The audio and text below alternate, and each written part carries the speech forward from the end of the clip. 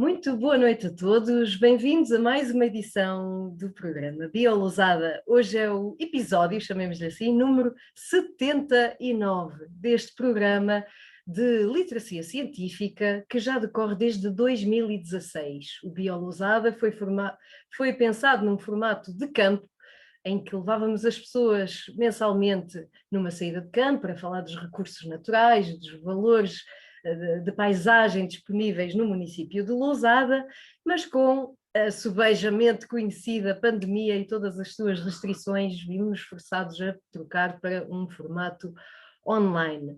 Tem as suas características, as suas restrições, mas também nos permite chegar a mais locais do país e a participantes de norte a sul, como já tem sido nosso hábito. Muito obrigada por estarem presentes, espero que esta sessão seja do vosso agrado. Não vai ser uma sessão com as características habituais em que abordamos um tema específico da biodiversidade ou que temos connosco um perito das áreas da natureza e ambiente, mas temos outro tipo de perito connosco, um perito em comunicação social, para nos falar de ciência e comunicação social. De certeza que conhecem a voz dele e quem ouve rádio conhece a voz dele de certeza, ele ainda não ouviu, mas já vão reconhecê-lo de certeza. Chama-se Nuno Rodrigues, é jornalista na Antena 1 há cerca de 18 anos, passou grande parte destes anos na edição de notícias e na locução de notícias de parte da manhã, e creio que agora esteja nos programas da tarde. 42 anos, natural da Lausanne, e isto é um detalhe importante porque o Nuno, assim sendo, é uma pessoa que conhece a nossa ruralidade e também os desafios de estar no interior do país. Nós conhecemos-nos já também há cerca de 18 anos, penso eu, no Bussaco, já lá vai muito tempo, mantivemos o contacto desde aquela primeira entrevista, e digo-vos aqui, só entre nós, que ninguém nos ouve, foi bastante hilariante e permitiu-nos manter esta amizade até aos dias de hoje. Portanto, eu tenho realmente muito, muito gosto e muita simpatia pelo Nuno. E, Nuno, obrigadíssima por teres aceito este convite tão, se calhar, fora da caixa para o que é o teu dia-a-dia profissional. E obrigada por, principalmente neste dia tão difícil de scoop jornalístico, estar já mesmo disponível para passares este serão connosco. Nuno, muito obrigada. Olha, foi de facto um dia muito, muito exigente, pronto, mas faz um bocadinho parte. Eu quero começar por pedir desculpa antes de mais, porque o desafio que me lançaste foi um bocadinho, era um pouco diferente do que vamos concretizar na prática, mas enfim, isto complicou-se nos últimos dias. E portanto, olha, prometo fazer e dar o meu melhor. Boa noite a todos, olá. Não sei que mal fizeram e a quem para merecerem este castigo de me ouvir, mas pronto, já que aqui estão, o que posso prometer é que vou tentar maçar-vos o mínimo possível. Tudo o que for do vosso agrado nesta sessão será da minha inteira responsabilidade. O que correr menos bem é da responsabilidade da Milene, que teve a ideia de me convidar. Obrigado por isso, obrigado pelo convite.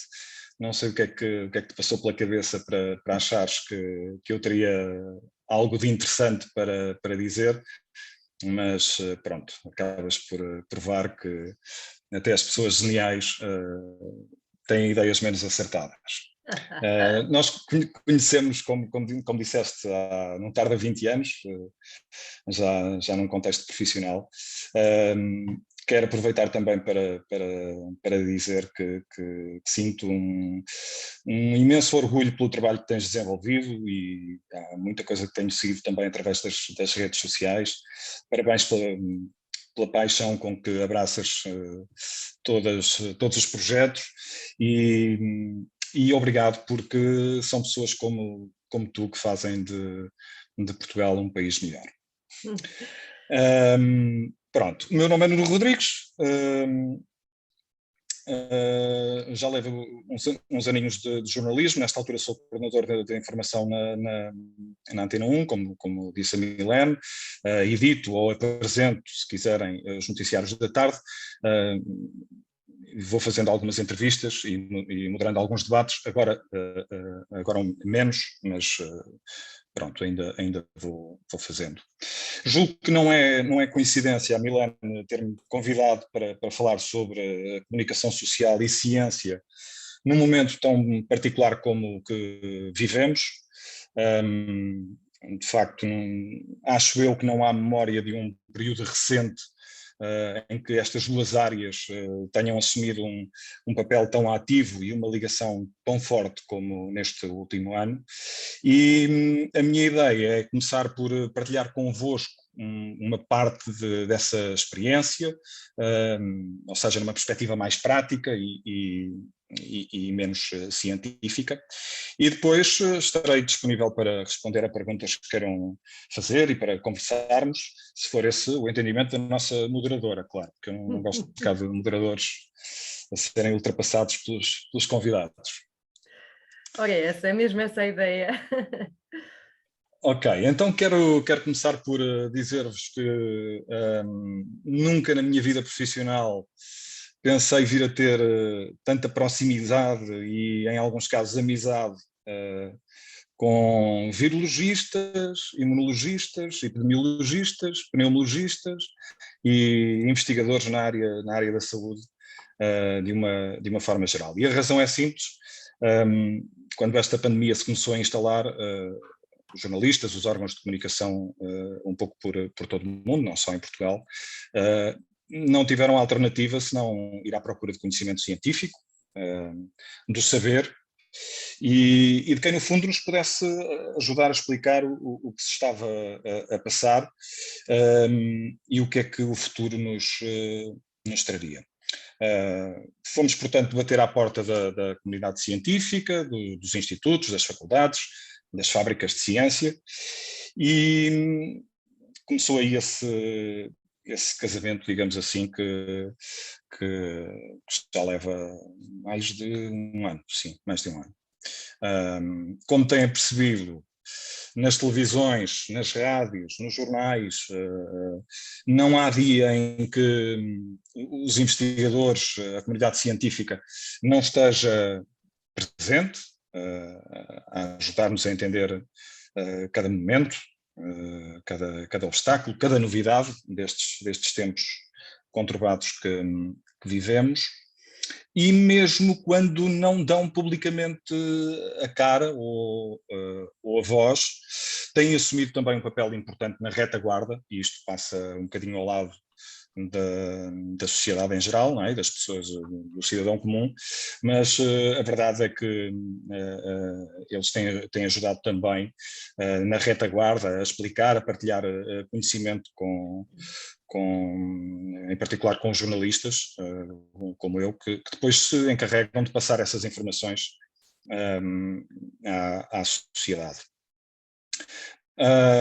Eu tive a oportunidade só de linkar aqui um estudo que foi divulgado recentemente, julgo que no mês passado, e que envolveu várias universidades. Esse estudo foi coordenado por uma investigadora da Universidade do Minho, Feliz Bela Lopes, não sei se vos diz alguma coisa, mas na verdade ele envolveu várias universidades, e segundo a Feliz Bela Lopes, esse estudo mostra-nos, entre outras coisas, que na primeira fase da pandemia, entre março e maio do ano passado, o jornalismo teve uma atividade muito intensa e a cobertura jornalística motivou os portugueses para o cumprimento do confinamento e das regras sanitárias.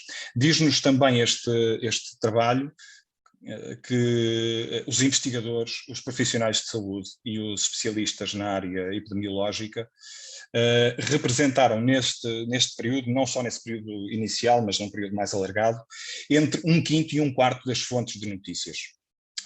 Ou seja, têm estado ali taco a taco com as chamadas fontes oficiais, as fontes, se quisermos, ligadas ao governo ou às autoridades de saúde, como a Direção-Geral da Saúde.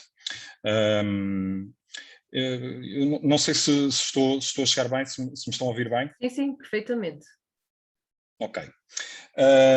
Ora, a leitura que eu faço destas conclusões, o estudo é naturalmente mais vasto, mas eu tirei estas 2 ou 3 ideias, e a conclusão que eu tiro destas ideias do estudo é simples. Quando um apresentador de telejornal, um editor de rádio ou uma notícia de jornal nos aconselha a ficar em casa, como aconteceu muitíssimas vezes, e recebeu esse comportamento, tem recebido algumas críticas, não é um capricho das pessoas, dos jornalistas que o dizem ou que o escrevem. É simplesmente uma orientação, são as orientações da comunidade científica que ali estão refletidas naquela recomendação que muitas vezes é passada pelas notícias e pelos jornalistas. Os cientistas, se bem se recordam, começaram por ser os explicadores da pandemia, ainda são, de certa forma, mas isto numa fase mais inicial, e passaram a ser, a partir de uma determinada altura, pouco depois, quem nos diz na prática o que fazer e quando e como aliviar restrições ou avançarmos para confinamento.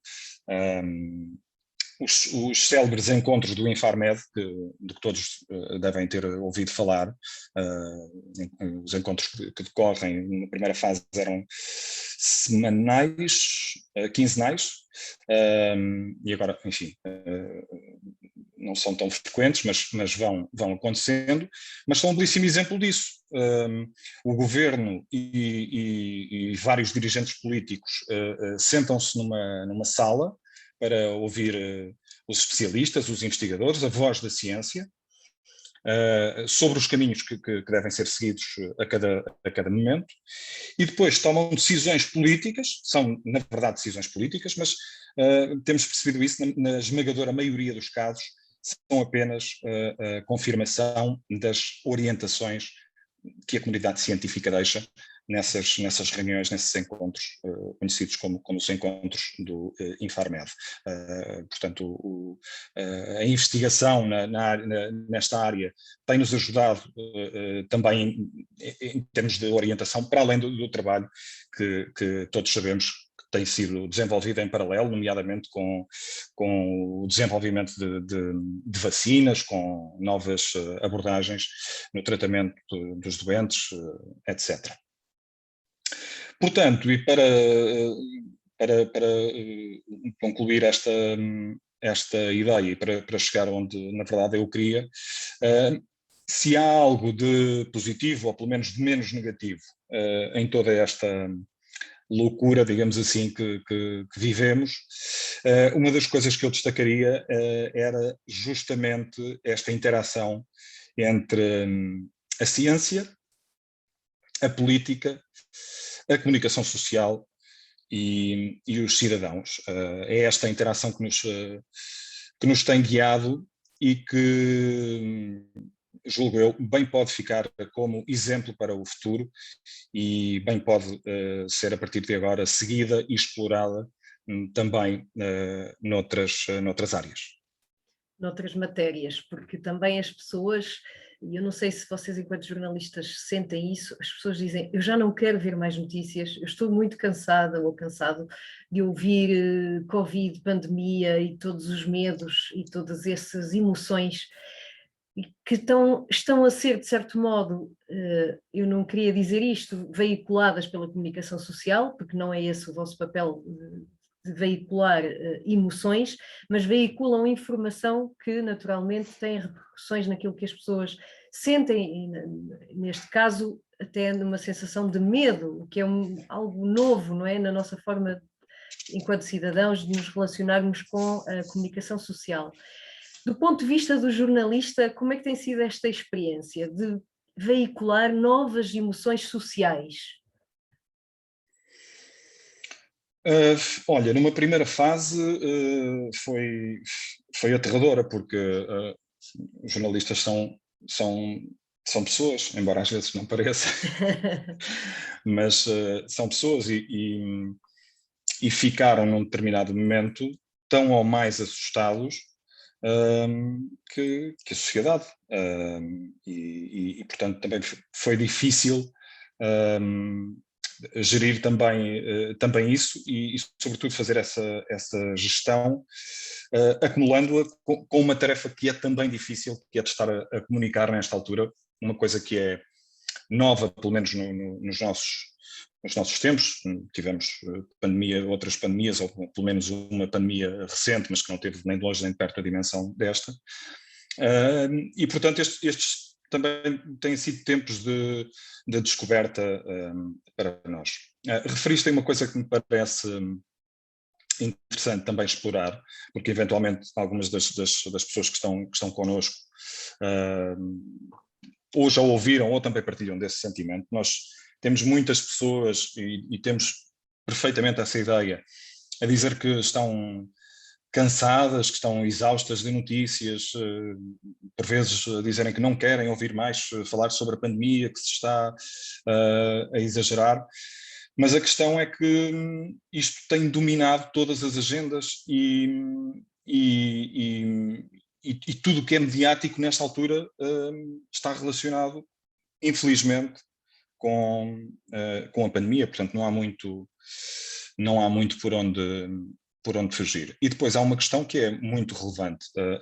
A comunicação que é feita com a ajuda da ciência e dos investigadores pela comunicação social tem sido fundamental para os momentos mais críticos, para as chamadas vagas da pandemia. Se não for feita essa comunicação, enfim, as consequências serão ainda mais drásticas. E, portanto, por muito que algumas pessoas preferissem ter, enfim, outro tipo de notícia, outro tipo de informação, a questão é que isto é um tema de saúde pública e, portanto, é fundamental comunicar e é fundamental. É preferível pecar por excesso nesta altura do que por defeito. Acho que a ideia é essa. Assumiram mesmo aqui um espírito de missão também, de proximidade.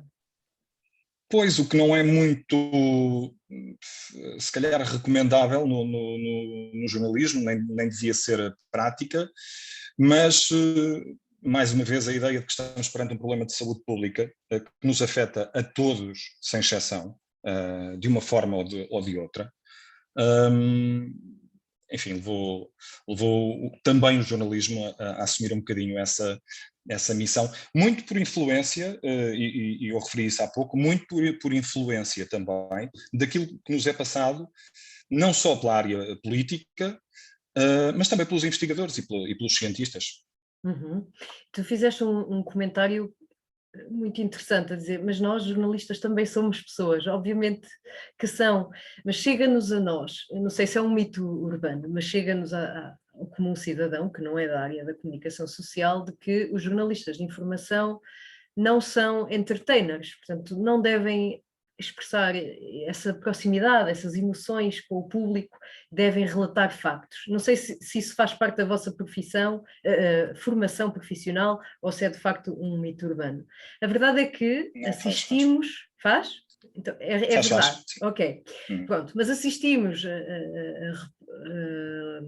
a pivôs informativos, como é bem conhecido, o Rodrigues Guedes Carvalho, o Bento Rodrigues, a dar conselhos tipo de amigo, tipo fica em casa, lave as mãos, ou a manifestar opiniões, por exemplo, sobre o assambarcamento que ocorria no início da pandemia nos supermercados. E a minha questão é esta: será que este episódio todo veio também, de certo modo, humanizar os jornalistas de informação? Eu acho que não, acho que estamos a viver um tempo... Humanizar humanizar no sentido de passaram a expressar emoções, não é? Passaram a dar conselhos ou recomendações. Estou a brincar. Antes de mais, deixa-me dizer-te que eu detesto o trabalho do Bento Rodrigues, detesto. Partilham o mesmo Estou a apelido, brincar, deve ser aí obviamente, só para... Uhum. Isso, deve ter a ver com isso. Deve ter a ver com isso. Estou a brincar. Não, acho que é uma exceção. E acho que é uma exceção e honestamente acho que, enfim, que noutras áreas as coisas continuem a ser um pouco como eram.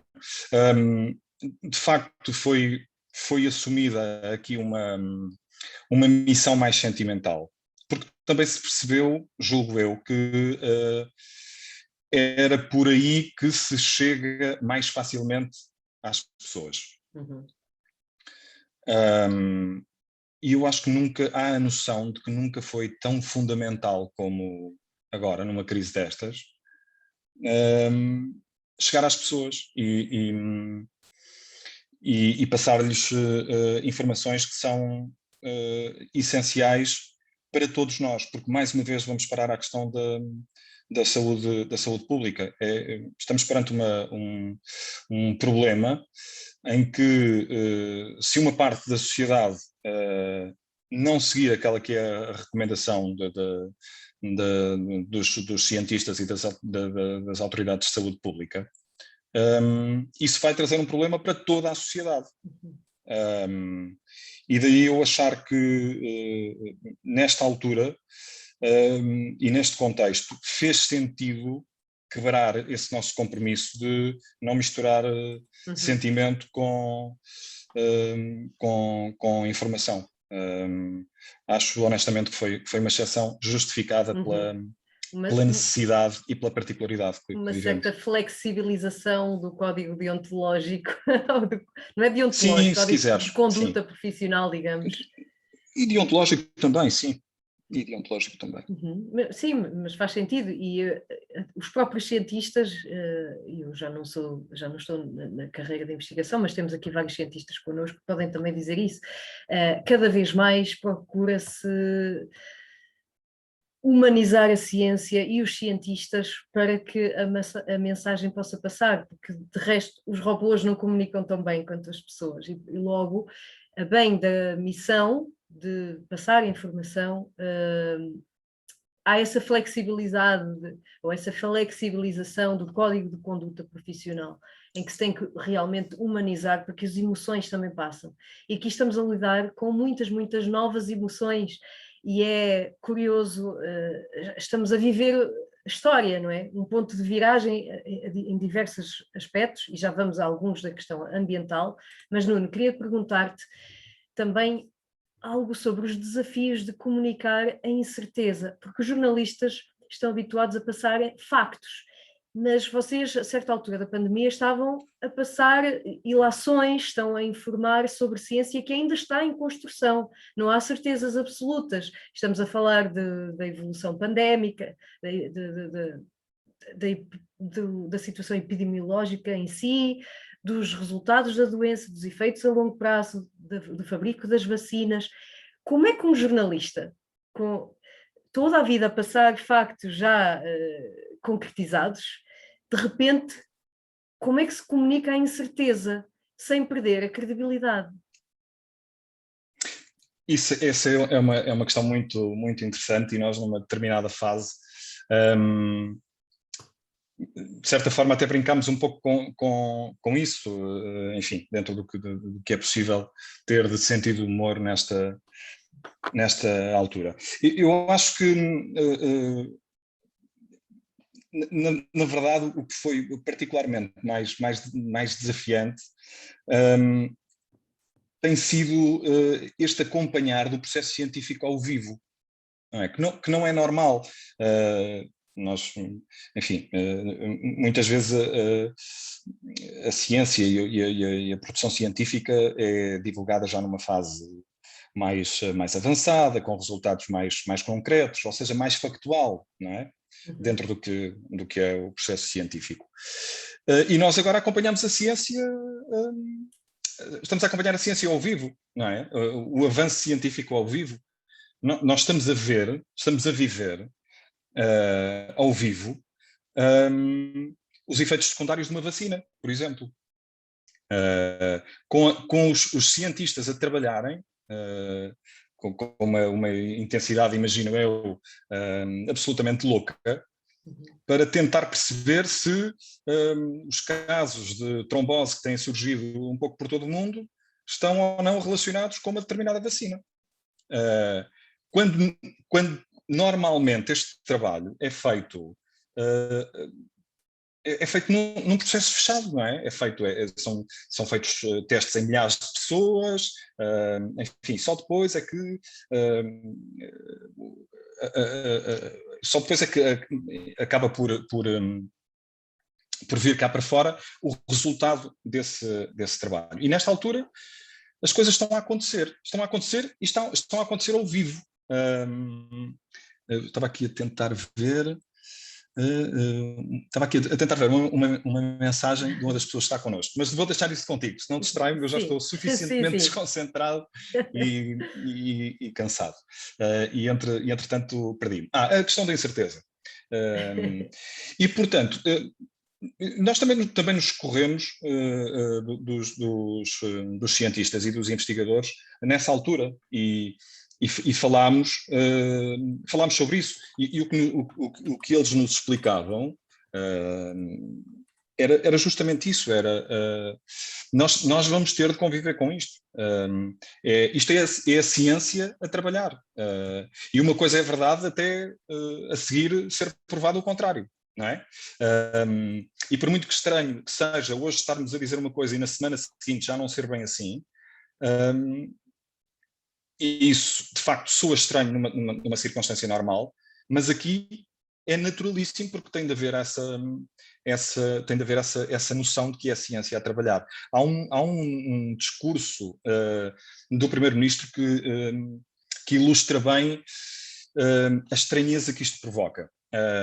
Que é, salvo erro, sobre a questão das escolas encerrar ou reabrir escolas, e a comunidade científica estava dividida. A comunidade científica, digo aqui mais o grupo de especialistas que tem seguido de perto o governo e que tem aconselhado o governo. E havia uma divisão. E houve um dia em que o primeiro-ministro faz um discurso e com um ar um pouco zangado, acaba por dizer o que eu quero é mais consenso científico para saber para onde ir. E, portanto, também não percebendo ele próprio que faz parte, não é? É uma das características deste momento que vivemos. Portanto, em conclusão, também isso sim é um desafio novo. É estranho para nós que estamos habituados a lidar com factos e a não dizer uma coisa hoje e outra amanhã, mas, enfim,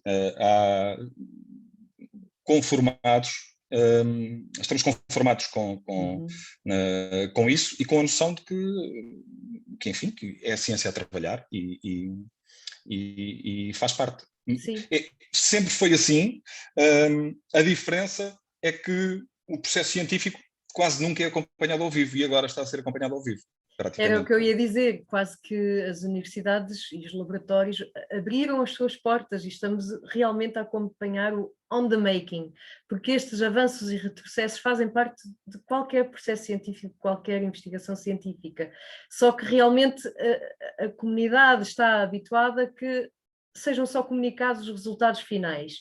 E temos aqui a Dora Dias que estava a comentar que na ciência, os cientistas também não estão habituados a comunicar incerteza ou não o fazem com a devida frequência, porque dá a ideia, ou como cidadão, de que são factos incontornáveis e não é assim. Nós não podemos só, também na ciência, comunicar quando existem resultados. Há muitos zeros, ou seja, não existirem resultados de todo, ou resultados negativos sobre uma determinada problemática que não são comunicados e deveriam sê-lo. E estamos todos aqui, cientistas e jornalistas e a sociedade, a aprender também com este processo. E eu acho que aqui o André Oliveira também dizia que a parte da humanização, do compreender que isto não são dogmas, que é muito importante para que as mensagens, sejam elas quais forem, passem à comunidade, à população, enfim. Nuno, deixando aqui talvez um bocadinho a pandemia, mas sendo um bocadinho mais genérico sobre o que é comunicar ciência do ponto de vista do jornalismo, quando vocês ouvem, vocês, a comunidade jornalística, governantes, decisores com grande influência, alguns até a nível global, estamos a falar, por exemplo, do Presidente dos Estados Unidos, do Presidente do Brasil, a dizer perfeitas barbaridades, como, por exemplo, deveria ensaiar-se a administração de gel sanitário, de lixívia nos seres humanos como forma de controle viral. Como é que um jornalista comenta isto abstendo-se de dizer isto é uma aberração? Ou seja, como é que se faz também aqui a própria gestão emocional, enquanto jornalista, das coisas que vos vão chegando para comunicar às pessoas? Esses casos, citaste um caso concreto em que, por estranho que pareça, é simples de resolver, porque, por um lado, é tão absurdo que me permite a mim, enquanto jornalista e não investigador na área da saúde, portanto, eu não preciso de conhecimento científico nessa área para saber que aquilo é uma barbaridade. E isso dá-me um conforto em antena, quando estou a comunicar com os nossos ouvintes, permite-me assumir uma postura, não vou dizer condenatória, mas permite-me apresentar essa informação. Deixa-me lá ver se consigo encontrar aqui uma palavra que não seja ridicularizar o que foi dito. Mas na prática, Sim, na prática é isso. Mas um bom exercício, um bom exercício para esses momentos, ou melhor, o exercício recomendável para jornalistas nesses momentos é simples, é pôr essa declaração no ar da figura que citaste e a seguir pedir a um pneumologista que tem outra liberdade de expressão e outro conhecimento científico que nos que comente. desconstrua, não é? Justamente. Na prática, esse é o trabalho do jornalismo em quase tudo, não é? E deve ser o trabalho do jornalista em quase tudo. Aqui tem essa particularidade, porque enquanto jornalista eu não posso pôr isso no ar, noticiar isso de forma simples, como noticio que houve aqui um acidente que envolveu 2 carros, e passar para a notícia seguinte. Senão não estou a cumprir a minha, não estamos a cumprir a nossa missão. Ou seja, eu não posso pôr isso no ar. Foi aquela pessoa que disse, ela disse isto e está feito. E eu sei, tenho consciência que estou a passar uma mensagem, para além de absurda, errada e até perigosa para a população. Portanto, o caminho aí é mais ou menos simples. E pronto, e olha, e com estupidez, jornalistas ou não, lidamos todos da mesma Sim, forma, sem dúvida. principalmente aquela mais absurda, não é? Mas disseste uma frase interessante, que é, se eu deixar passar isto... Isso foram os teus ouvidos. Não, disseste. Se eu deixar passar isto assim, sem lhe dar a ênfase devida, eu não estou a cumprir a minha missão. Eu acho que é um pouco óbvio, mas não te importavas pôr em palavras tuas, qual é então a missão de um jornalista? Ui, isso é muito difícil. Mas se fosse fácil, não era no Biolousada que estavas. A nossa missão, a missão fundamental é informar e descodificar mensagens. Se quiseres, é muito mais do que isso e é muito mais profundo do que isso. E tudo o que eu te possa dizer assim de repente parece superficial.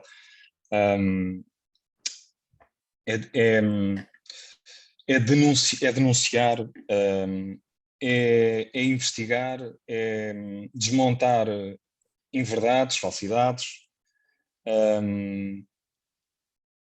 e basicamente é isso. Agora apanhaste-me assim, porque isso Tirei aí um tapete, não obriga-me. foi?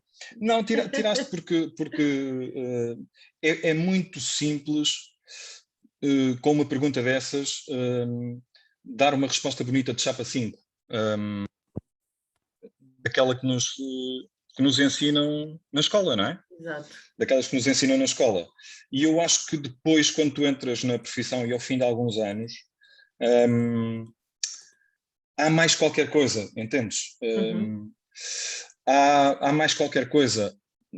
O jornalista tem de viver permanentemente com a ideia de que está a prestar um serviço, está a fazer um serviço pela comunidade.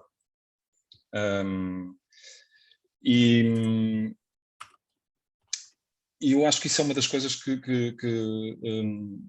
deve estar sempre presente também, para além do básico. No fundo é isso. Na verdade andei aqui um bocadinho a navegar na maionese para ver se conseguia ser criativo. Não, mas acho que foi clara. Fusível já É está um que nós bocadinho dizemos queimado. a missão da minha profissão e dizemos-lo já quase sem refletir, mas quando nos fazem refletir, mas espera lá, o que é que eu considero que é afinal a missão da minha profissão? E foi um bocadinho essa provocação que eu fiz. E eu também assumo que tenho uma missão, enquanto bióloga, por exemplo, enquanto comunicadora de ciência, e temos aqui vários comunicadores e vários cientistas na plateia, como eu já disse, e vou aqui fazer uma pergunta que ninguém me mandatou para fazer, mas eu vou ser arrogante e assumir aqui. Da nossa parte, cientistas e comunicadores de ciência, será propotente nós assumirmos que os jornalistas e a comunicação social podem também ajudar-nos a contribuir para, de certo modo, aumentarmos a literacia científica da população? Ou isso é uma missão que nos caberia a nós e que não deveríamos socorrer-nos da comunicação social para o efeito? Aumentar a Não, literacia científica. deixa-me voltar à minha desinteressante declaração inicial. Este exemplo de interação que está a ser seguido nesta pandemia é o caminho a seguir e é o exemplo a seguir. Não é? Portanto, dar voz à ciência, dar voz aos cientistas, aos comunicadores, aos divulgadores de ciência. Eu acho que esse caminho tem vindo a ser feito nos últimos anos, nunca de forma tão intensa e tão próxima como agora, mas a academia, os investigadores têm vindo a aproximar-se nos últimos anos, e há vários exemplos disso. Na Antena 1, podia dar outros, mas estou a dar Antena 1, temos programas como o 90 segundos de ciência, por exemplo, não sei se conhecem, já agora convido-vos a ouvir, até porque não sou parte interessada, não é um programa da minha autoria e não tenho rigorosamente nada a ver com esse programa, mas é um programa muito, muito interessante, é um apontamento curto, que vai para o ar todos os dias, que já foi premiado várias vezes, e que é dedicado à divulgação da ciência e da investigação, mas há outros exemplos nos jornais e nas televisões, para além das rádios. E, portanto, eu acho que esse caminho tem, sem dúvida, de ser aprofundado. Agora, nós, comunicação social, eu não quero aqui assumir o papel de falar pela comunicação social, estou a deixar a minha opinião que vale o que vale. Eu acho que nós, comunicação social, jornalistas de comunicação social, temos de melhorar também o nosso papel nessa área, abrir mais as portas, fazer mais convites, ir mais vezes bater à porta das fábricas, se quisermos, de investigação e de estender os microfones aos investigadores, e acho que há caminho ainda para fazer da nossa parte. Estamos melhores sem dúvida, mas há caminho a fazer. Também acho que do lado das entidades que produzem a investigação também é preciso melhorar. É preciso melhorar a comunicação com os média. Eu tenho esta ideia, e agora também, enfim, não tenho grande base e grande conhecimento para dizer isto, mas é uma ideia que eu tenho e vou partilhá-la. Até porque estamos entre amigos e portanto, ninguém vai contar nada, não é? Eu tenho ideia de que a ciência e os investigadores durante algum tempo também se fecharam bastante e não viraram-se mais para muitas iniciativas. Eu ainda hoje vejo imensas iniciativas enfim, pessoas com as quais tenho contacto e que fazem muito bem, não é isso que está errado. Várias iniciativas de comunicação e de divulgação de ciência, modelos inovadores, novos para chegar à população, à população mais nova, aos mais velhos, dependendo do alvo, mas há muita, eu acho que há uma nova energia na malta, perdoem-me a expressão, que comunica ciência e que divulga ciência hoje em dia. E há inovação, há formas diferentes de comunicar. Mas, por outro lado, acho que houve um ligeiro afastamento dos órgãos de comunicação social tradicionais. E eu acho que isso pode ser melhorado neste sentido. Não é que se deixe de fazer que se deixe de seguir todos os modelos que estão a ser seguidos agora pela ciência, pelos comunicadores e divulgadores de ciência, para divulgarem e para passarem a sua mensagem. Isso está corretíssimo. Acho que isso pode ser complementado com uma maior proximidade aos órgãos de comunicação tradicionais. Não me quero alongar muito. Acho que é importante, eu gostava de deixar aqui esta nota, até porque, como temos connosco divulgadores de ciência e comunicadores e cientistas, acho que é importante percebermos como é que funcionam as fábricas de notícias tradicionais. E os jornalistas produzem a esmagadora maioria das notícias a partir de 3 ou 4 pontos base, e um desses pontos é a agenda. E a agenda é um documento produzido por uma equipa específica nos órgãos de comunicação que concentra toda a informação que nos chega, sei lá, as notas de imprensa que nos estão enviadas, pode ser para um partido político, para convocar uma conferência de imprensa, pode ser para uma associação que está a organizar uma iniciativa que quer promover, e os editores fazem diariamente uma seleção dos temas de agenda que querem destacar. Isto para dizer o quê?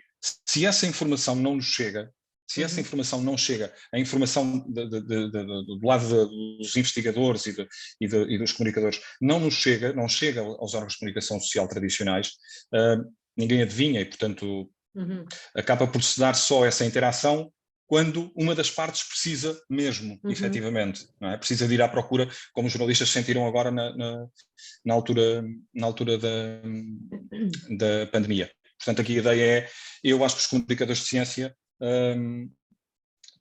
têm também de fazer chegar o seu produto, claro, permitam-me a expressão, aos médios. Eu tinha aqui essa questão, que é, quando não há um comunicado de imprensa, ou quando não há busca ativa por parte de quem tem o conteúdo que o queira passar, como é que surgem as notícias? É de investigação jornalística, ou qual é o processo? Quando não há ou uma agência de notícias ou alguém a enviar um comunicado de imprensa? E não há grande... Se a informação não chega às redações, não há informação, não há notícia, não é? Porque tu referiste isso e muito bem, a agenda é um dos instrumentos de trabalho, é uma das bases da produção de notícias. As agências de notícias, a nacional, nós temos a nacional, uma nacional, a Lusa, como sabem, e depois as internacionais, e grande parte da informação internacional é feita com base nas agências internacionais e também nos canais internacionais, canais de televisão, menos de rádio, e a imprensa, sobretudo a imprensa internacional também. E depois a investigação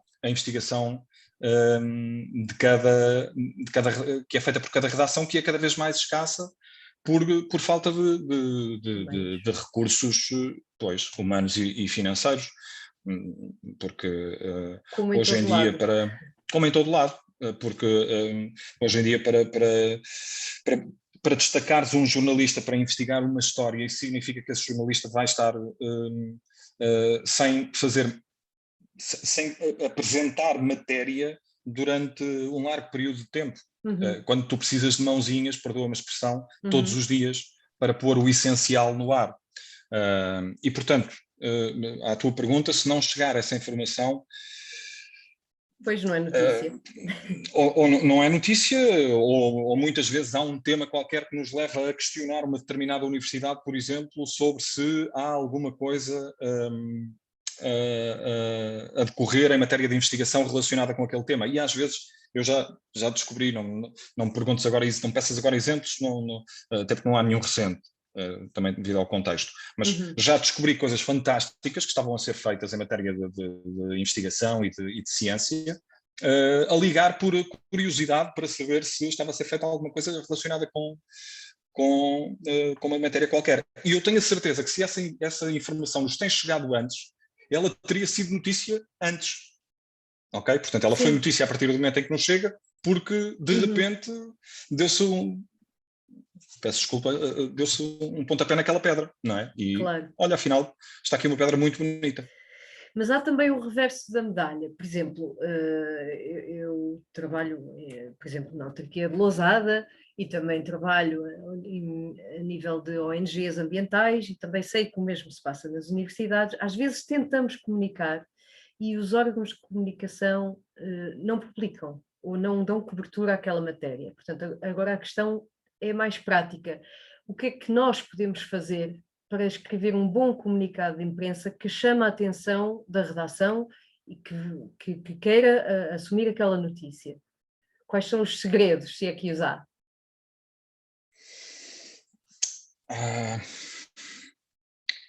Isso é uma pergunta interessante.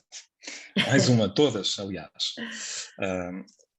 Olha, eu acho que uma das coisas que deve ser levada em conta por parte de quem está a tentar passar alguma informação é a escolha do órgão de comunicação social para, eu vou chamar-lhe vender, não me levem a mal, não tem aqui nenhum sentido negativo, para vender esse produto. Nós não vamos tentar vender a uma revista de motos uma exposição do Miró, certo? Claro. Eu não vou enviar uma nota de imprensa para uma revista de motos se quiser promover uma exposição do Miró. E, portanto, o primeiro fator que eu acho que deve ser levado em conta é a escolha do órgão de comunicação e se ele se adequa mais, se ele está mais em sintonia com a iniciativa que nós queremos promover ou com a investigação que nós estamos a desenvolver. Depois, isso implica conhecer os órgãos de comunicação, conhecer bem os órgãos de comunicação. Depois, dentro de cada órgão de comunicação, há programas, espaços de informação, também eles específicos para várias áreas, principalmente naqueles que são mais generalistas, que têm diversidade de conteúdos. E o que é fundamental é, mais uma vez, o conhecimento, porque havendo esse conhecimento, quais são os programas e quais são os espaços que são dedicados a determinados temas e que nos podem permitir promover a nossa iniciativa ou o que quer que seja, é muito mais fácil direcionar esse contacto. na nossa redação, por exemplo, e é uma, enfim, não é uma redação das mais pequenas do país, nem de perto nem de longe, mas também não é das maiores. E nós sentimos que há cada vez mais pessoas a perceberem isto que eu acabei de dizer, porque já não se limitam a enviar as notas de imprensa. E eu estou a falar de entidades como aquelas que tu referiste, que estão, Claro. enfim, não são agências de comunicação. As agências de comunicação sabem isto de trás para a frente e as coisas já nem passam pela agenda. Eles vão ao contacto direto com o apresentador de um determinado espaço. O processo começa logo aí. Portanto, é aquela questão de se podes falar com Deus, não vais falar com os anjinhos. E, portanto, podia deixar-te aqui mil conselhos e até formas mais apelativas de vender a coisa e vender uma determinada iniciativa, um determinado evento, uma determinada investigação à comunicação social. Deixo estas duas ideias. A escolha do órgão de comunicação e dentro de cada órgão de comunicação, qual é o espaço específico onde gostavas de ter esse produto promovido, onde achas que esse produto vai caber, digamos assim. Claro. E isso permite direcionar as coisas, fazer contactos mais diretos e ter maior probabilidade de sucesso. Obrigada, estamos todos aqui a tirar apontamentos, mas ainda a este propósito eu vou aqui abrir o micro da Carla Rego, que é entomóloga, uma pessoa que estuda insetos e trabalha aí na Universidade de Lisboa e que diz que tem aqui um episódio caricato para contar sobre este assunto das notas de imprensa. Carla, estás por aí? Ainda estou por aqui. Olá, olá. Muito obrigada por esta interessante conversa. Eu sou bióloga, como a Milena referiu, e trabalho com um grupo de organismos que é mal amado por toda a gente, menos por quem estuda, que são os invertebrados, e em particular, no meu caso, são os insetos. E recentemente, nos últimos anos, tenho estado envolvida numa iniciativa que é a Lista Vermelha dos Invertebrados de Portugal Continental. Portanto, pela primeira vez estamos a avaliar o risco de extinção destas espécies em Portugal. Que, a meu ponto de vista pessoal, é uma coisa bastante importante e necessária, mas para o contexto geral estamos a perceber que para o público em geral é difícil passar a mensagem.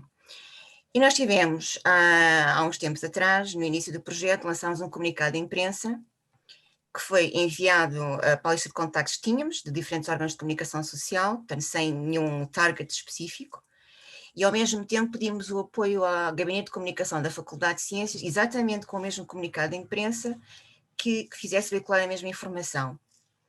O que é que aconteceu? A resposta que houve foi ao comunicado de imprensa da Faculdade de Ciências, não foi ao nosso.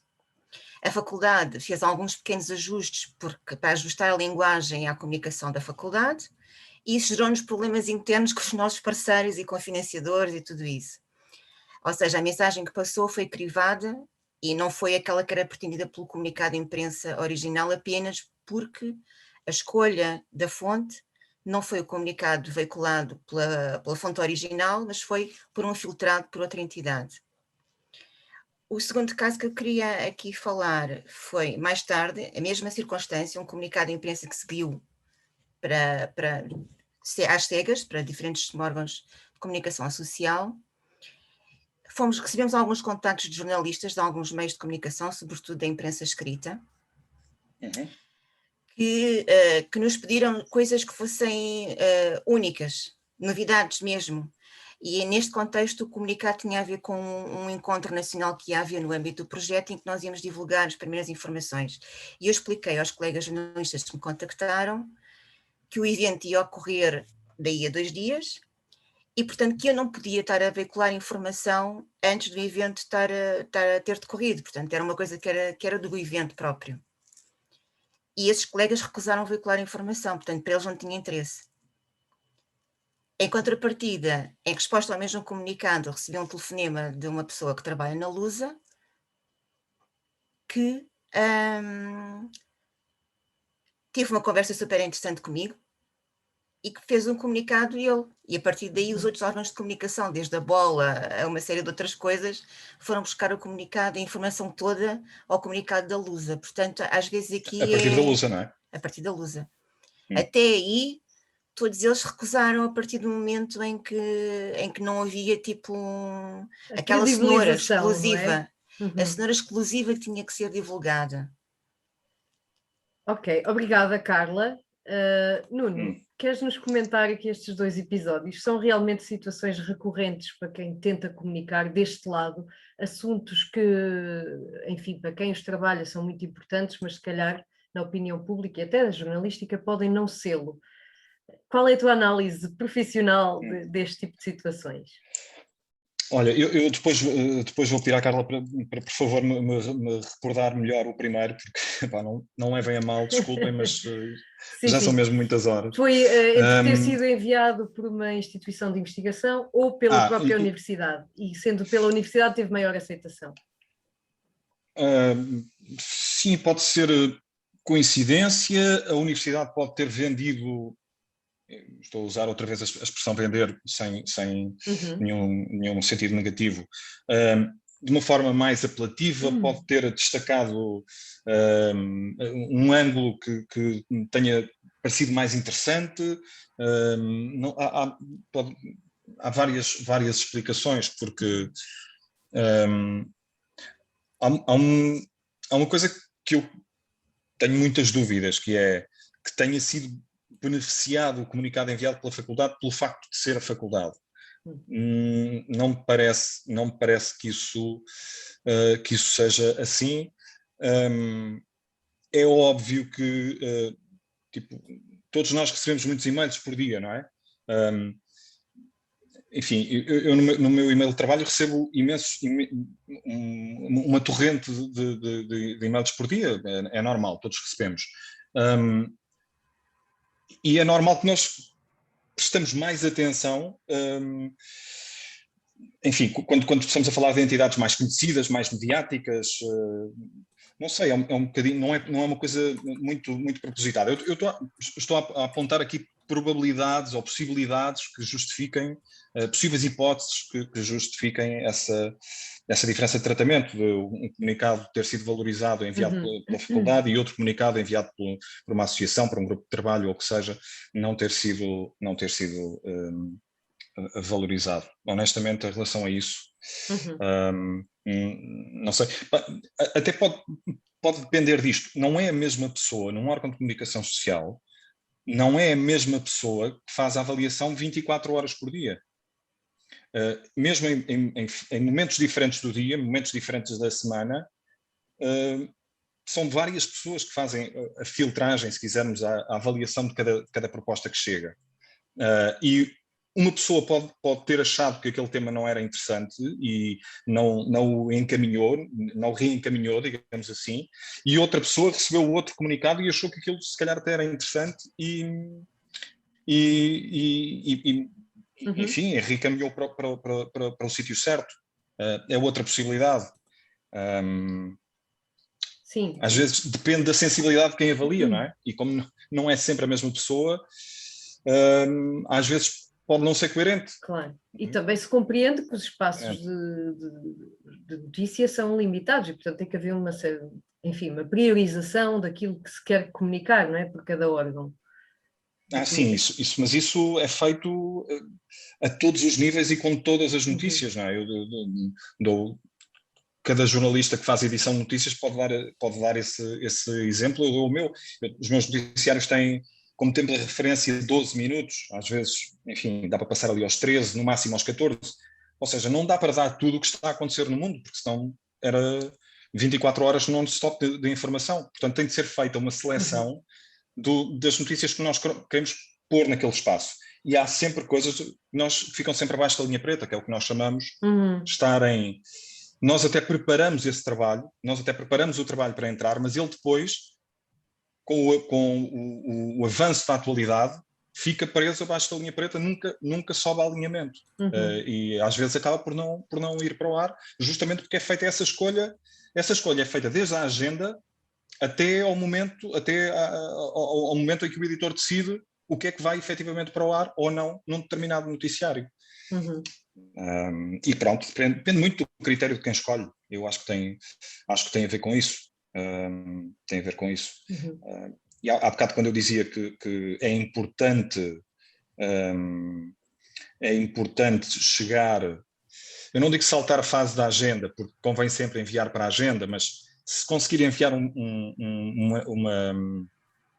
uma nota para a agenda e a seguir fazer um contacto mais direto com alguém de uma área específica, numa determinada redação ou num determinado órgão de comunicação, isso é o essencial. E toda a gente atende o telefone e toda a gente fala, eu passo a vida a fazer isso, a atender telefones e às vezes até atender a Dona Alzira, e atendo com todo o gosto, a dizer, a pedir-me para lhe explicar porque é que ela não está a conseguir ouvir a Antena 1 em Rebaldes de Baixo, porque o rádio está bem sintonizado e ela não está a ouvir, e eu tenho de explicar e com todo o gosto.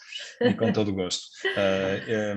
Mas pronto, estou a dizer isto é verdade, isto acontece, mas ao mesmo tempo também digo que recebo muitos telefonemas de responsáveis de organizações, de movimentos, enfim, para falar diretamente sobre... Tens que ajustar novamente o auricular.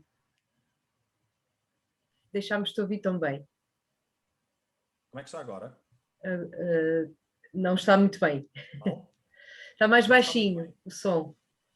Estava ótimo e agora não. Muito estranho. Melhorou? Digam-me, conseguem ouvir ou sou só eu que estou a ouvir mais baixinho? Está mais baixinho, sim. Pois. Está mais baixinho, sim. Está mais baixo.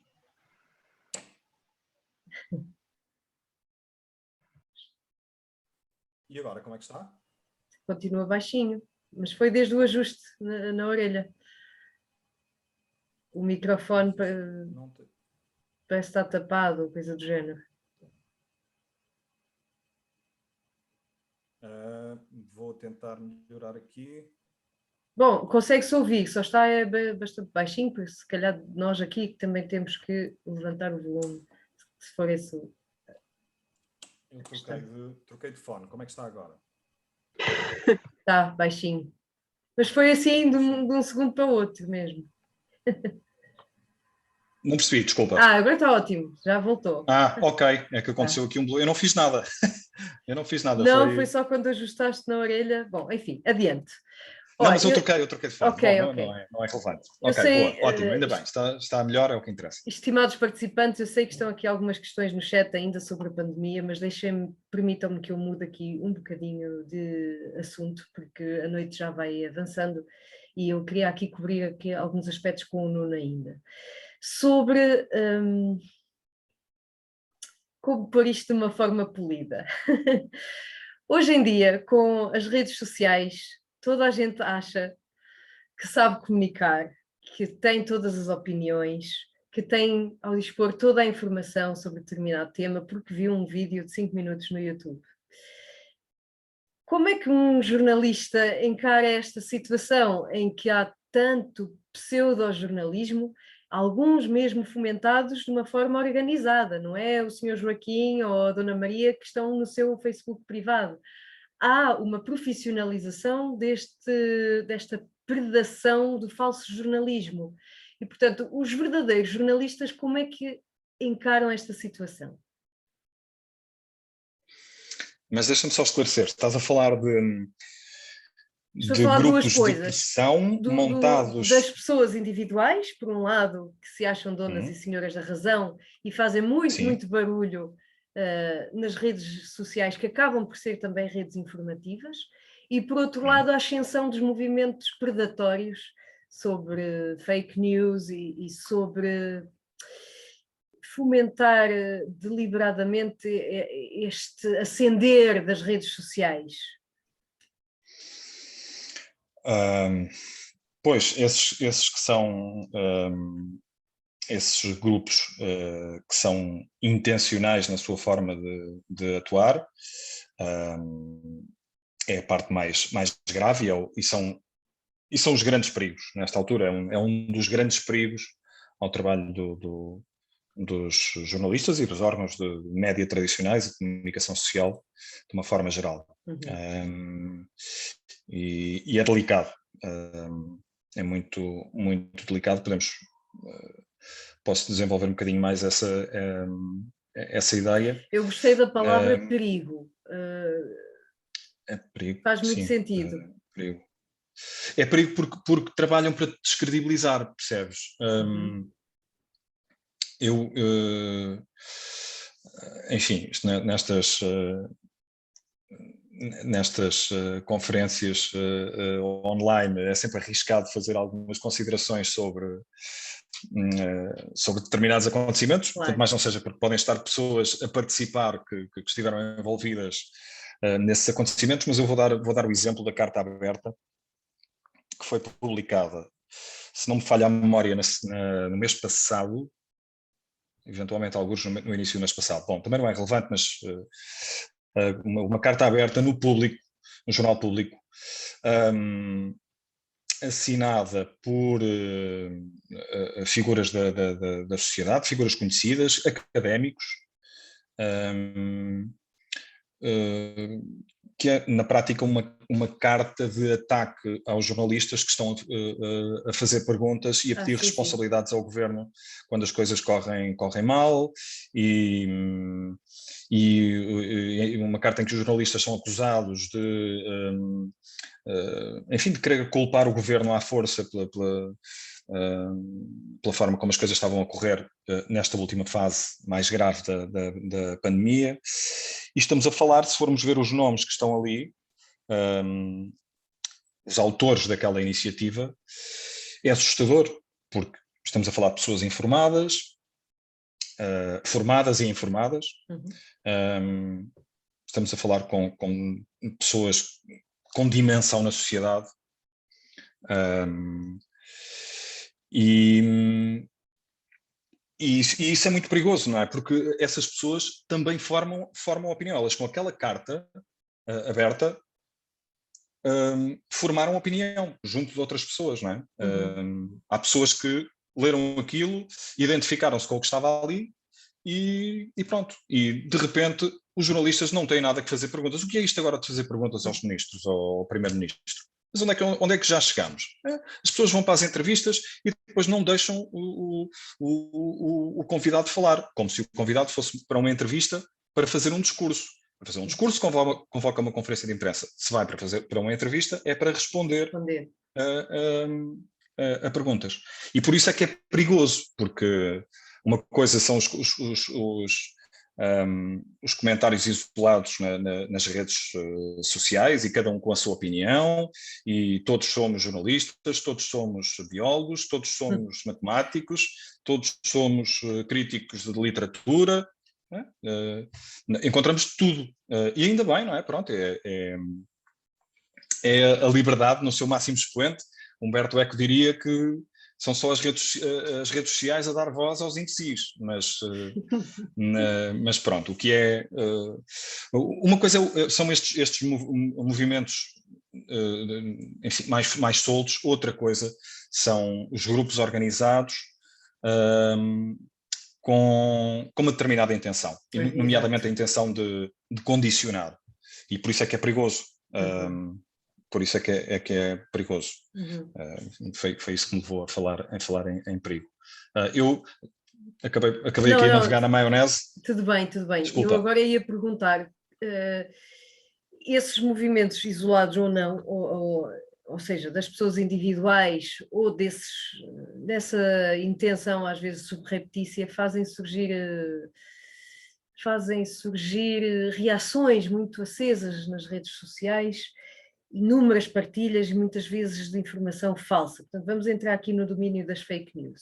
E tinha aqui outra pergunta: como é que um jornalista encara a necessidade atual de ter de existir um programa, ou vários programas de fact-checking, ou seja, separar o trigo do joio, haver programas que nos ensinam o que é verdade e o que é mentira, quando a informação deveria ser sempre verdadeira. E às vezes é veiculada por fontes que parecem credíveis e não o são. Portanto, qual é a análise do contexto social atual que leva à necessidade de haver este fact-checking público também e divulgado como uma contra-reação a uma pseudonotícia? Qual é a análise aqui de um jornalista de carreira ao facto de ter que existir a necessidade do fact-checking? Pois, eu, como em quase todas as respostas, não me sinto nem pouco mais ou menos legitimado para falar pela classe sobre isso. Tenho a minha opinião e ainda por cima o tema não é nada consensual.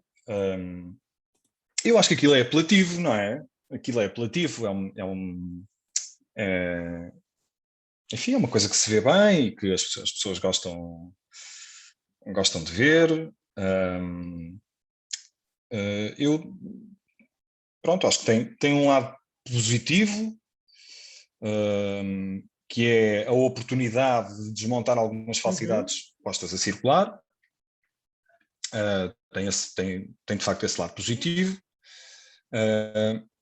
O lado negativo é dar-lhes visibilidade. Eu arriscaria, é um bocadinho triste até ter que existir um programa que desconstrua certas afirmações que circulam com tanta veemência.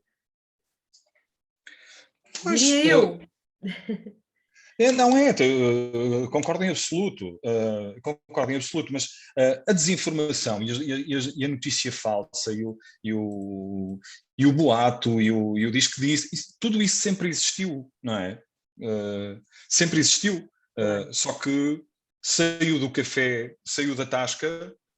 Exato. Para o mundo global, através da internet e nomeadamente das redes sociais, não é?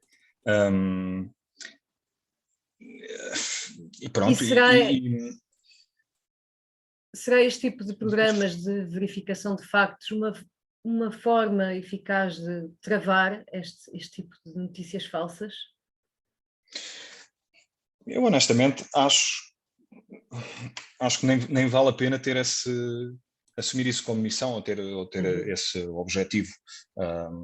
O combate às fake news tem de ser feito na origem. Tem de ser feito na origem. Até porque as redes sociais, pelo menos algumas, ou as mais conhecidas, são, nesta altura, negócios hiper mega lucrativos, não é? Claro. Portanto, têm essa responsabilidade também social de criar mecanismos que impeçam a divulgação de informação falsa. E nós já não estamos na fase da informação falsa, que é o senhor que vai ao seu Facebook e escreve lá que a tia, enfim, teve 2 penarícios porque tomou a vacina da Roche, claro. Que nem existe, não é? Não, estamos a falar de coisas em grande escala, não é? Para influenciar momentos como as eleições norte-americanas. Exatamente, era aí que eu queria chegar, os tais movimentos organizados.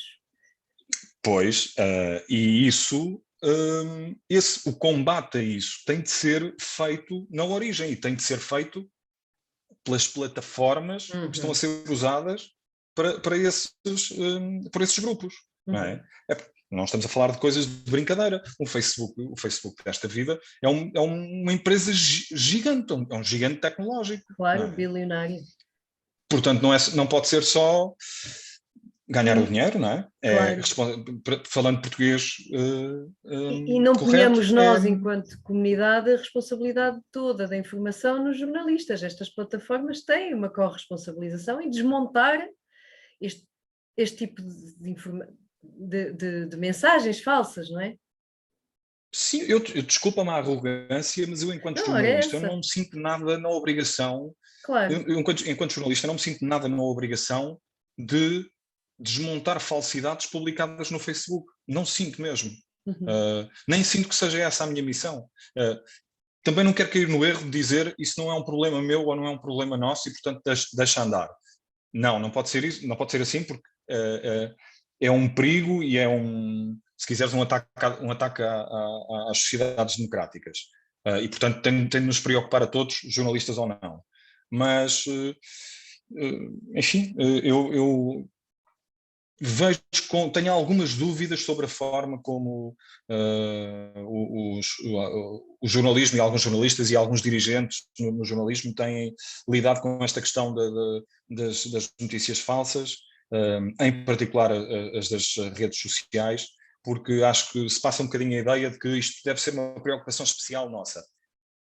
Também é, agora, não acho que tenha de ser a missão da nossa vida, acho que se deve exigir que os donos das plataformas onde essa desinformação é praticada tomem medidas, se for preciso com o apoio e a ajuda e com a iniciativa até dos governos, e que resolvam o problema na origem, porque se quisermos levar as coisas para o extremo, podemos fazer 24 horas sobre 24 horas de programas a desmontar falsidades que são publicadas nas redes sociais.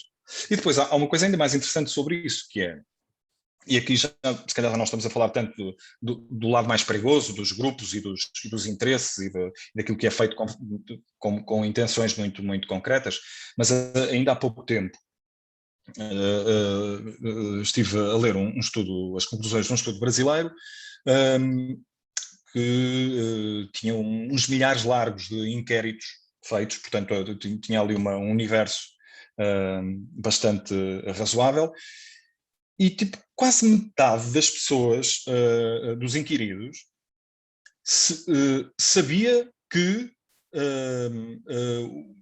a esmagadora, ou uma boa parte da informação que apanha nas redes sociais é falsa. Mas são essas mesmas pessoas que continuam a consumir informação. O método primeiro deles para consumir informação é através das redes sociais. Portanto, as pessoas sabem o que é feito lá, mas continuam a ir lá à procura de informação e de notícias, o que é super estranho, não é? Porque nós sabermos que uma determinada loja só vende material falsificado, mas continuamos a ir lá à procura de produto bom, original. Exatamente, sim. Obrigada, Nuno, por estes teus comentários. Se me permites, eu sei que já vai sendo tarde e foi um dia longo para ti, mas eu ainda abordava aqui um novo tema e um bocadinho mais otimista para sairmos aqui deste tema depressivo das fake news e das abordagens Isto era suposto ser uma coisa divertida, não era? É, mas vai ser, está a ser. Mas queria perguntar-te agora, entrando, e isto é um programa de educação ambiental, este o Biolusada, portanto queria entrar aqui um bocadinho na área específica do ambiente.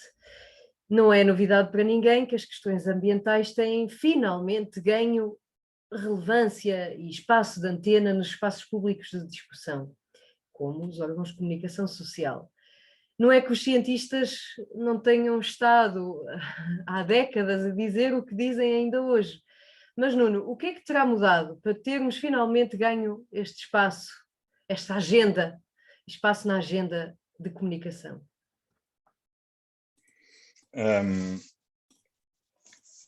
Deixa-me só dizer que isto é em relação a, enfim, era suposto isto ter aqui alguma informalidade e alguma boa disposição, mas isto, depois de ouvir uma leitura de 4 horas de uma decisão instrutória de um processo judicial, o sentido do humor vai às Maldivas beber um cafezinho e volta amanhã. A tua questão, ok, as pessoas estão mais conscientes, é isso? Os órgãos de comunicação têm dado mais relevância aos temas ambientais e perguntei o que é que terá mudado? Foi o contexto social, é o contexto informativo, o que é que nos deu espaço à ciência e ao ambiente de entrar mais na agenda de comunicação? Eu acho que é a consciência de todos nós, estamos cada vez mais conscientes de algumas consequências relacionadas com as questões ambientais, temos a consciência de que estamos já desde sempre, mas agora há cada vez mais a consciência de que estamos a sentir na pele as consequências, não é? As consequências relacionadas com algumas questões ambientais. Há algo que é inevitável, e tu disseste isso, que os divulgadores e os comunicadores de ciência que estão há muitos anos vêm alertando, é verdade, mas eu acho que esse papel dos comunicadores e dos divulgadores de ciência ganham outra dimensão nos últimos anos. Não só em Portugal, mas especificamente no caso português. Temos mais pessoas a comunicar, a divulgar ciência, mais qualidade nessa divulgação, na forma como essa divulgação é feita, mais cuidado na forma como a mensagem é passada e, portanto, que acaba por chegar de forma diferente, mais eficaz ao público e à sociedade. E a esse nível o trabalho dos comunicadores e dos divulgadores de ciência tem sido notável e tem evoluído de uma forma extraordinária, e isso acaba por ter resultados, não é? E eu acho que esta maior consciência que todos temos nesta altura resulta um bocadinho disso. E depois, enfim, os países ocidentais somos... as pessoas estão cada vez mais informadas, mais qualificadas, e isso é também, no que toca às questões ambientais, tem efeitos positivos, não é? Eu acho que há um aspecto que nós podemos observar e que nos dá bem conta dessa tendência, que é, em eleições,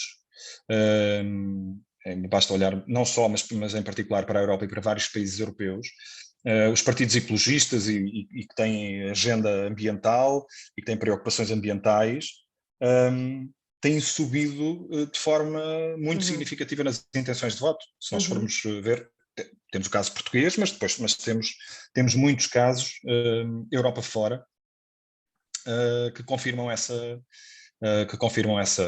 tendência. Acho que estamos todos mais conscientes, estamos todos, enquanto pessoas, mais qualificados, mais formados, e pronto, e basicamente é isso.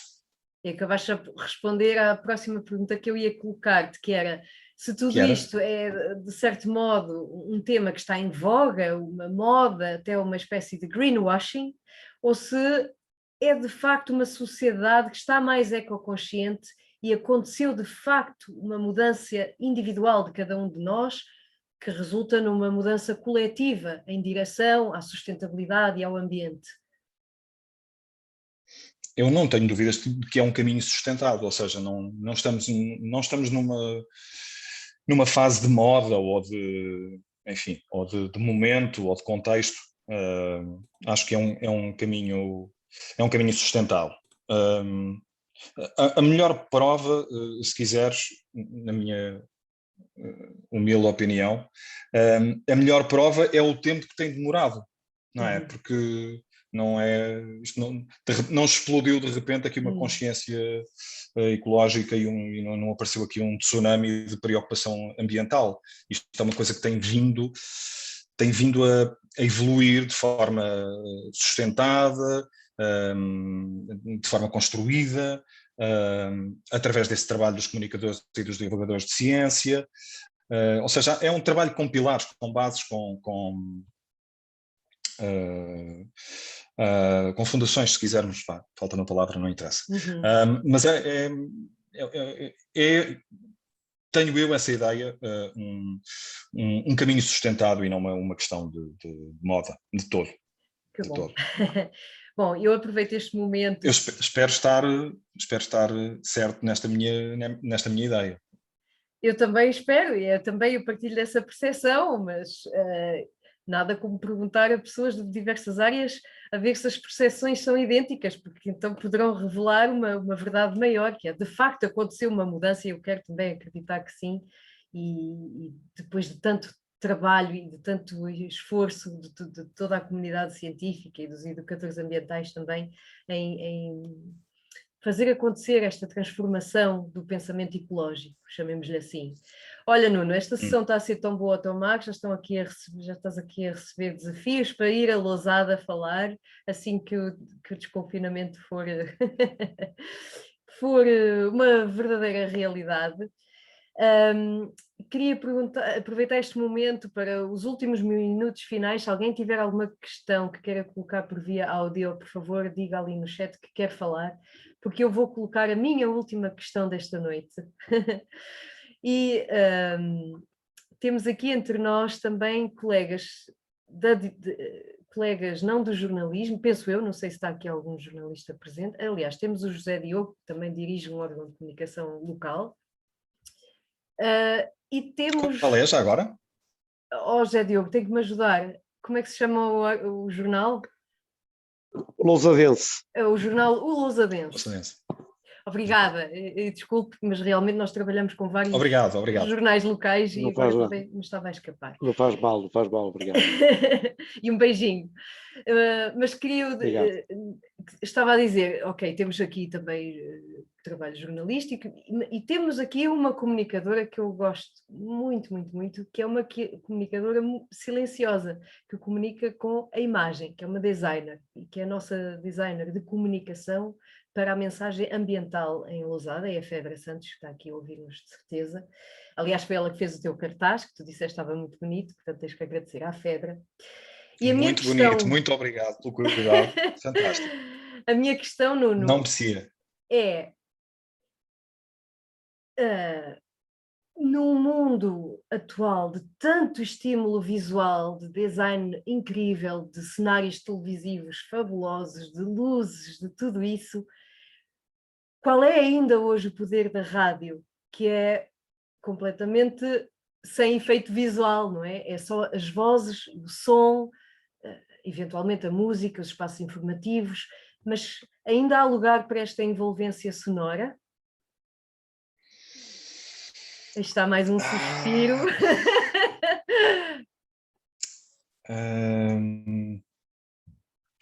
Tenho tantas dúvidas. Porque eu não sei se o que me fez apaixonar pela rádio ainda vai estar presente nas gerações que vieram a seguir e principalmente nas mais recentes. E se aquela magia de imaginarmos o que está do outro lado, quem está do outro lado, sei lá, tudo o que está ligado ao processo da magia da rádio. Eu tenho muitas dúvidas, honestamente. Eu acho que nós vivemos um bocadinho, e tu dizias isso, acho eu, se não interpretei mal na tua pergunta, nós estamos já numa fase em que vivemos completamente das luzes, não é? E do visual e do show eu honestamente, enfim, temo um bocadinho, nesse sentido, temo um bocadinho pelo futuro da rádio. As audiências não nos dizem que, enfim, não nos dizem que estamos perante uma quebra significativa ou algum momento assim preocupante. As audiências estão estáveis há alguns anos, há uma quebra ou outra aqui ou ali, mas é normal e é partilhada também por outros tipos de órgãos de comunicação. Mas não sei, tenho alguns receios, honestamente tenho alguns receios, justamente por isso, porque hoje são tantos os estímulos e tantas as formas de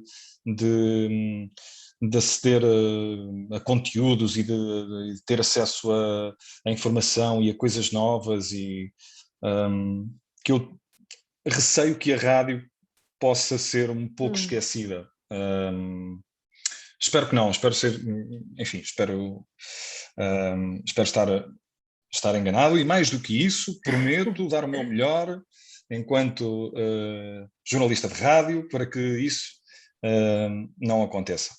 Essa é uma reflexão que nós fazemos fazemos claro, quase diariamente em rádio, porque quem trabalha em rádio enfim, são muito poucas as pessoas que trabalham em rádio e dizem, eu trabalho em rádio, também podia trabalhar em jornal, ou também podia, enfim, trabalhar ali na farmácia. Não, quem trabalha em rádio trabalha sempre com com um gosto muito, muito especial. Não é só na rádio, não é? Eu acho que em muitas profissões é assim. E nós tentamos refletir e conversar quase diariamente sobre o que fazer também para minimizar estes perigos e dar a resposta às novas exigências. E esse papel também é nosso, não é? Eu estava aqui um bocadinho a brincar com a cena do prometo dar o meu melhor, mas na verdade também está nas nossas mãos não deixar que isso aconteça e estarmos à altura de responder aos novos desafios e às novas exigências. Sim, olha, não é certamente o Biolusada que te vai influenciar nessa reflexão, mas olha, tens aqui muitas pessoas a dizer que gostam muito, muito de ouvir rádio, e eu vou um bocadinho mais, temos o André Oliveira, a Helena Alves a dizer quando os meios de comunicação são bons vão ter sempre espaço. Temos aqui várias pessoas a elogiar o trabalho da rádio, e eu própria digo-te que eu tenho uma vida, é público também, muito exigente, com muitas responsabilidades, e eu, por exemplo, quando quero relaxar, eu desligo os estímulos todos, eu tenho que apagar tudo isso e se calhar ponho um podcast sem música, sem nada, só uma simples conversa entre pessoas, para fazer aqui um passo atrás, de procurar a calma. E eu sinto isso com a rádio, eu adoro rádio, quando não estou a trabalhar estou sempre a ouvir rádio, e dá-me conforto ouvir pessoas a conversar e dá-me conforto ouvir as notícias assim, sem essa explosão toda de estímulos. Portanto, e aqui passo a agradecer o teu trabalho de tantos colegas como tu que nos dão essa calma, quem também procura a ausência de estímulos, porque hoje é cada vez mais fundamental também encontrar aqui o silêncio da rádio, se é que me faço entender, ou seja, contrapondo ao grande showbiz, digamos assim. E agora... Essa é a magia da rádio, não é? Olha, esse é o lado mágico da rádio. Pessoas a dizer que é terapêutica, exatamente, concordam, estás a ver, eu acho que não há perigo, tal como não há perigo para o jornal impresso face aos 1001 jornais online que existem, há sempre um nicho que vai procurar este conforto na tradição, digamos assim, fora do barulho dos 1001 estímulos. Vamos acreditar que sim, e vamos acreditar e não ficar de braços cruzados à espera que resulte bem, é fazermos também alguma coisa e nesse sentido e melhorarmos sobretudo a nossa capacidade de surpreender, porque muitas vezes, e é uma coisa que nós sentimos e que eu estou agora a partilhar convosco, não é propriamente um segredo, mas nós chegamos aqui a um momento em que sentimos que estamos muito, muito formatados, ou seja, as pessoas ligam a rádio e cada vez menos são surpreendidas com alguma coisa. Ligam a rádio à hora certa, está o noticiário no ar, ligam aos 20 minutos, às 6h20 e está a dar uma música, ligam às 8 menos 1/4 e está a dar um determinado programa que dá habitualmente. Ou seja, tem-se perdido ao longo do tempo esta capacidade também de surpreender, das pessoas ligarem o rádio e do outro lado estar alguma coisa inesperada e de fazer com que as pessoas parem e espera lá, o que é que está aqui? E ficam ali. E eu acho que tem de se trabalhar também um bocadinho nesse sentido, mas esse é um trabalho que está nas nossas mãos e é uma coisa que está nas nossas mãos e temos Orson Welles. Exato, é isso que eu me estava a rir. Eu vai a ver o fim do mundo, já não há espaço para um bocadinho assim, mas, pois, é justamente, hoje provavelmente iria tudo preso eventualmente, não é? Exato. Mas... Incrível, obrigada Pedra por esse contributo.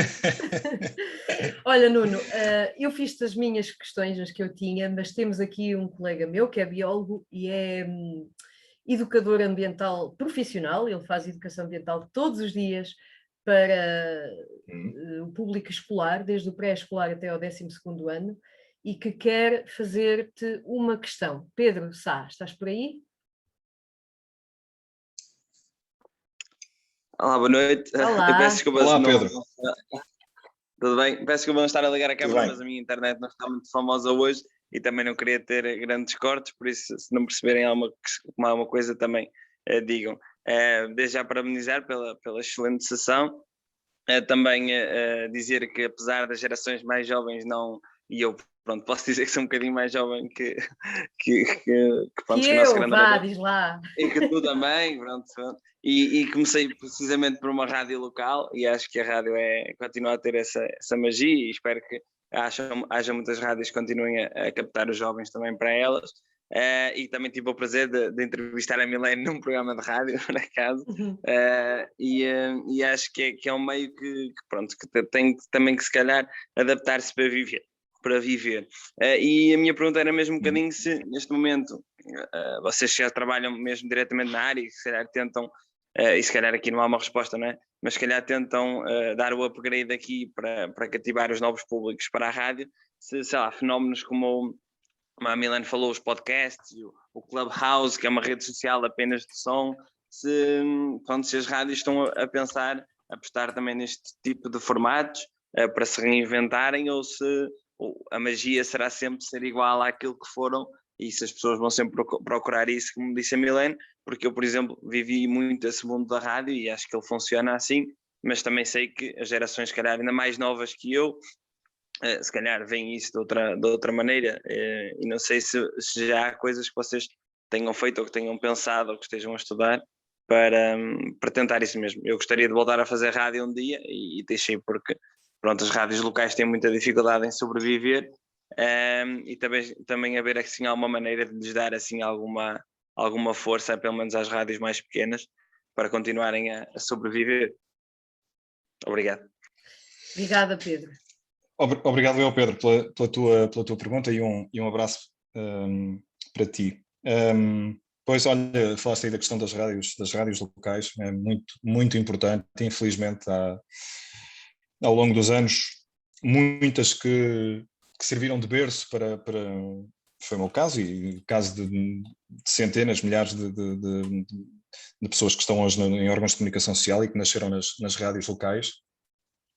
E essas rádios têm vindo a fechar uma grande parte ao longo destes últimos anos. Isso tem sido complementado, tenho-me dado conta disso com a aposta cada vez mais forte na rádio escola, que me parece também uma belíssima ideia e sim, pode ser um caminho. Estão a ouvir-me? Sim, sim. Ótimo. Sim. Em relação ao que as rádios estão a fazer, eu julgo que a tua ideia é tentar perceber o que é que está a ser feito pelas rádios neste lado mais evoluído, mais tecnológico do podcast. Já tens muita coisa. A Antena 1, que é provavelmente das rádios grandes a que está mais atrasada nisso, porque não é segredo, também houve um desinvestimento muito grande na rádio nos últimos anos e deixou a rádio sem grande margem para fazer avanços tecnológicos significativos, mas se consultares, se fores à página, à nossa página na internet, tens quase tudo em podcast. Já tens imensas coisas e tens, enfim, digamos que tens o básico, não somos uma BBC onde tu vais e ouves e tens, enfim, tens já 30 mil coisas, mas eu acho que o básico temos. Estou a falar da Antena 1. As rádios, em teoria, mais jovens, não é? Ou dedicadas a públicos mais jovens, têm feito esse caminho. A própria Antena 3, que é do nosso grupo, tem feito também um trabalho muito interessante nesta área e de levar conteúdos novos para a internet e para o digital, porque, como tu dizes e bem, há um bocadinho essa noção de que é preciso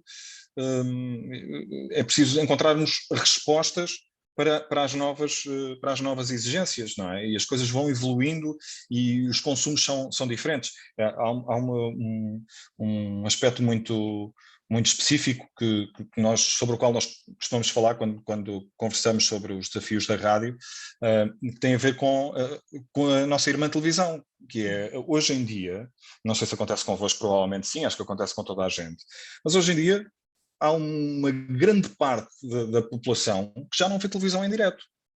Por isso, simplesmente, seleciona, vê o produto que quer à hora que quer. Hoje em dia já o Jornal das 8 já deixou de ter a importância de ser o Jornal das 8, porque as pessoas chegam a casa às 9 da noite, ou às 10, ou à hora que for, depois de jantar, ou do que quer que seja, e vão ver o Jornal das 8 às 10, ou vão ver um filme, ou vão ver o programa que deu no dia anterior. Ou seja, o consumo de informação e de entretenimento passou a ser feito desta forma. As pessoas já não precisam de estar lá àquela hora para apanhar, on demand. Já não precisam de estar lá àquela hora para apanhar, não é? E, portanto, o que é que isso nos diz? Diz que é nesse sentido que temos de avançar, ou seja, disponibilizar também os nossos produtos de forma a que eles possam ser ouvidos, consumidos, se quisermos, quando o ouvinte quer. Isto não invalida que se deixe de fazer rádio da forma mágica como ela é e continua a ser. Estamos a falar de coisas complementares. Não sei se respondi exatamente à tua pergunta. Sim, perfeitamente. Eu queria também só, já agora se me permites, claro que sim. achar a tua opinião que se as rádios locais com esta maneira, se calhar, de on-demand, como disse a Milene, de irem buscar informação, se vai permitir-lhes também sobreviverem um bocadinho mais, ou se assistiremos só apenas a um final em que ficarão apenas as grandes e em que as pequenas, vão desaparecendo assim um bocadinho aos poucos, um bocadinho com pena minha, só. Pois, para as locais acaba por ser ainda mais difícil, não é? Porque estes avanços tecnológicos significam necessariamente investimento e trabalho, não é? E de facto, como as coisas estão hoje em dia, não é fácil ter capacidade financeira e encontrar formas de financiar essa evolução tecnológica. E, portanto, para as rádios locais, esse é um desafio acrescido. Ainda que eu acho que, sendo de uma forma genérica concorrentes, têm papéis muito distintos. As rádios nacionais e as rádios locais ou regionais têm papéis e missões muito diferentes. A rádio local ou regional, em termos de missão de rádio de proximidade,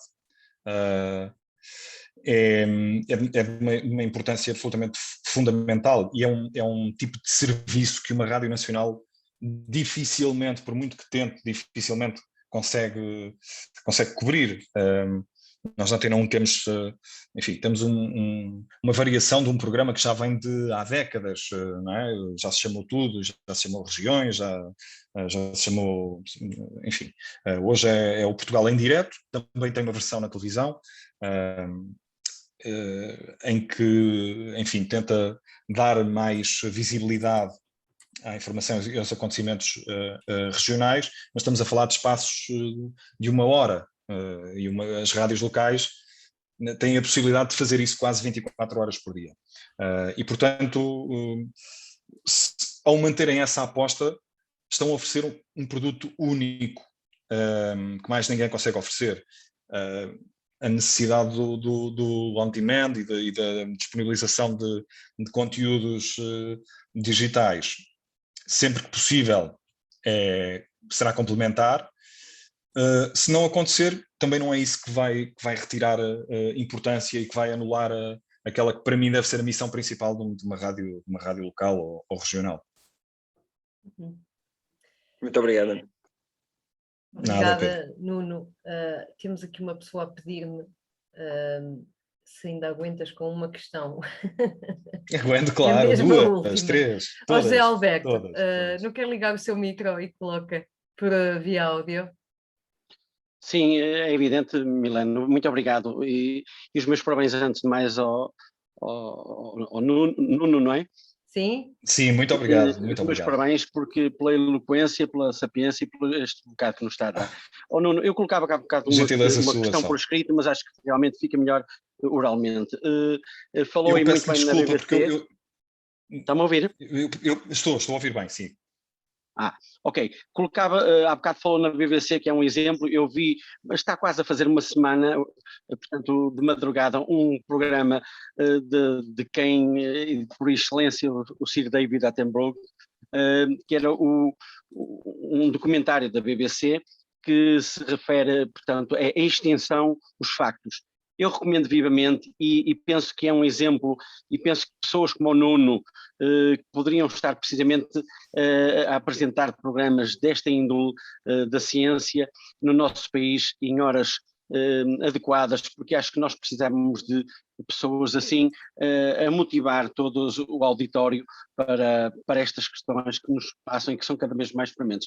Eu recomendo a quem ainda não teve a hipótese de ver este documentário, ele está disponível e facilmente se encontra no YouTube e vale a pena, portanto, termos pessoas, oradores por excelência como é o Sir David Attenborough.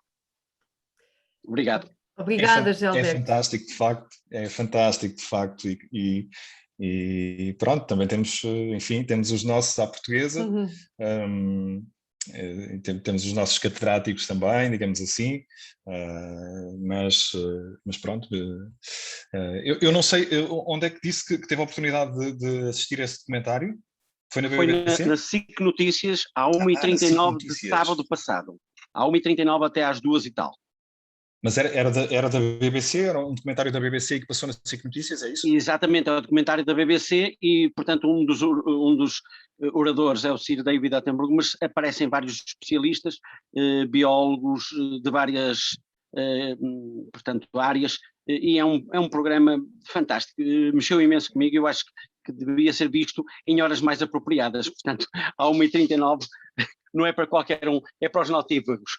Obrigada, José Alberto. Eu gosto que diga especialmente, eu gosto especificamente do 1h39, não foi de noite nem de madrugada, foi à 1h39. 1h39, pois é. Para a Milena também não é muito tarde, mas vai até às 2 e tal, O 2 e tal já é vago, devia dizer que são 2h13.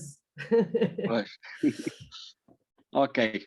Obrigada, José Alberto. Nuno, obrigado, boa noite. Comentário final sobre este contributo ou outra coisa? Não, quer dizer, o comentário final é agradecer a vossa paciência, a vossa disponibilidade e pronto, porque nem sempre estamos disponíveis para ouvir os outros, isso é importante, por muito que tenham alguma coisa de relevante para dizer ou não, eu pelo menos tentei. Tentei ser o mais genuíno possível e enfim, partilhar convosco algumas das minhas humildes ideias. Não tive aqui a intenção, nem pouco mais ou menos, de falar por ninguém, ou por uma classe, ou pela comunicação social, ou pelos jornalistas. Partilhei convosco as minhas ideias, é o que eu penso. E pronto, peço também desculpa se num momento ou outro não fui assim mais claro, mas pronto, hoje já são assim umas horas de atividade. Obviamente.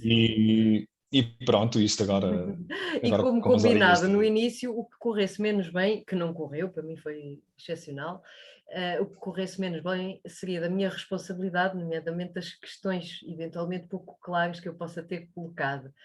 Olha, Nuno, agora sem fazer... As perguntas foram francamente boas e francamente superiores, de qualidade superior às respostas, sem dúvida. Sem claro. dúvida. Obrigada, Nuno.